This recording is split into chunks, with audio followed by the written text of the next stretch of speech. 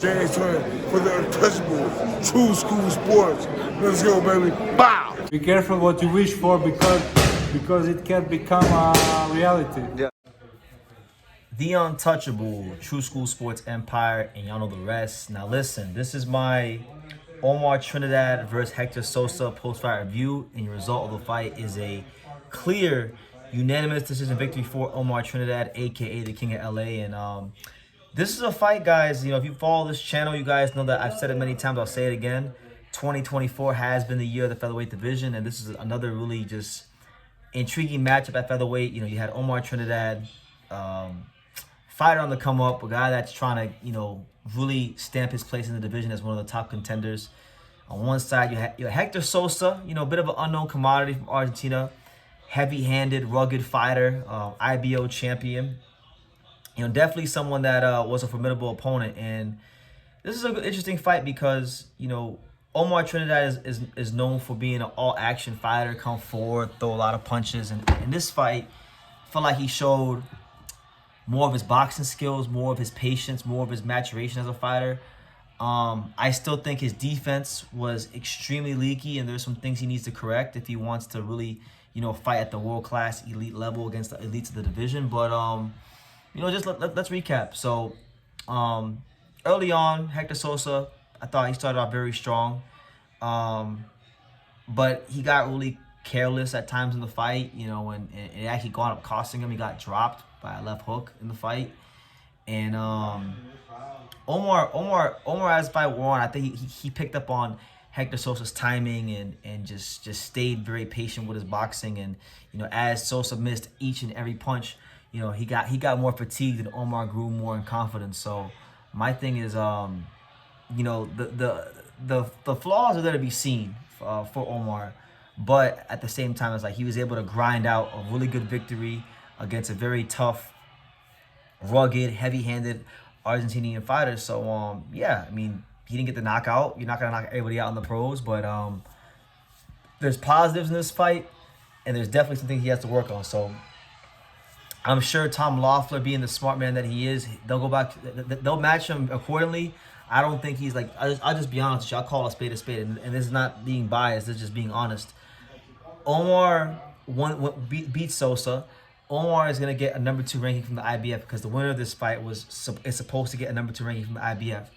I don't think Omar is ready for a fight against someone like Angelo Leo. There's just too many things he needs to correct, and I think if his team were to put him in there, let's just say in the next 6 to 9 months against Angelo, I think it's a terrible. I think it's a bad mistake for him, and I think he should really clean some things up before he worries about not just fighting Angelo, but even like some of the other guys that have belts. You know, he has a lot of glaring deficiencies. That being said, I think he's got a good attitude. I think he's willing to get better. You know, and those are the things that matter in boxing. So there's that. As far as Hector Sosa, he wasn't able to fight his fight on a consistent basis. Omar did a good job using the ring. Hector didn't really have a jab that he could use consistently in the fight to kind of stop Omar on his tracks. He wasn't able to cut the ring off. So, you know, his deficiencies got exposed in this fight, and Omar was able to, you know, Omar. I don't think Omar was overly sensational in this fight. I don't think it was like a great performance, but for a guy that's been known as a come forward, you know, all action fighter, it was good to see Omar Trinidad stick to a game plan of boxing, be mentally disciplined for 12 rounds and get it done. So he's WBC Continental America's champion. So maybe in the near future he can get a Brandon Figueroa fight, and he's now going to be ranked number 2 by the IBF. So he could be a potential Angelo Leo opponent, and I wouldn't mind that fight. I think it'd be a cool fight in time, you know. But I just honestly, just as a boxing like analysts and someone who knows this sport, I would like to think I know at least a little bit about boxing.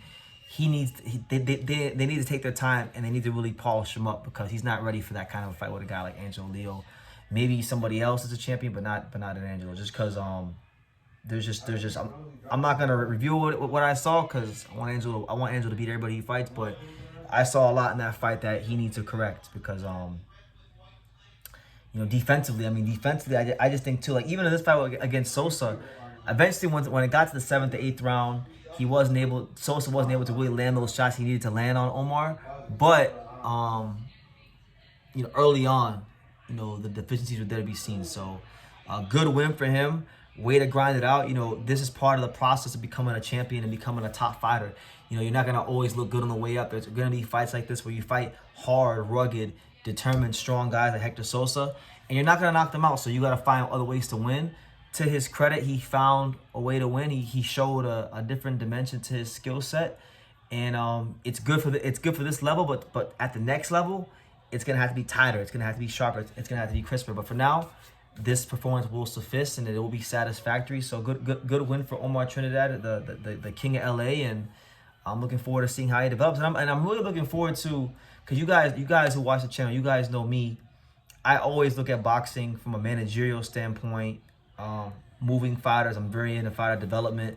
So from a fighter development standpoint, now that Omar is ranked so highly in the IBF and he's ranked in the WBC, I'm really intrigued to see what route Tom Loeffler goes. Is Tom Loeffler going to go the IBF route and try to pursue the Angel Leo world title fight, or will they go the WBC route? Like I said, he's WBC Continental America's champion. There's all kinds of things going on with the WBC title picture right now. That might actually be the better route. But if they feel they can win a title in the IBF and they want to go after Angel Leo, then be my guest, and we'll see how that works out in the near future. But let me know what you guys think in the comments down below. What did you think? What did you make of Omar Trinidad against Hector Sosa if you watched it? And what do you think of Omar Trinidad against the elites, against like the Angel Leos and the Nick Balls and Brandon Figueroa and Ray Vargas and Rafael Espinoza or Robeisio Ramirez? How does he fare against those guys? You can let me know in the comments down below. Shout out to both men for putting on a good fight, a solid fight in the featherweight division, and continuing a great year for the division. And yeah, really intriguing year for Omar Trinidad in 2025. So we'll see what happens with him. But let me know what you guys think in the comments down below.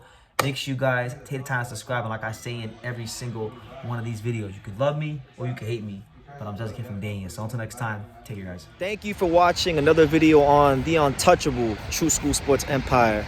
I'm at the Boxing Hall of Fame out here in Canterbury, New York. And for more great boxing content just like this video, make sure you click and subscribe right over here.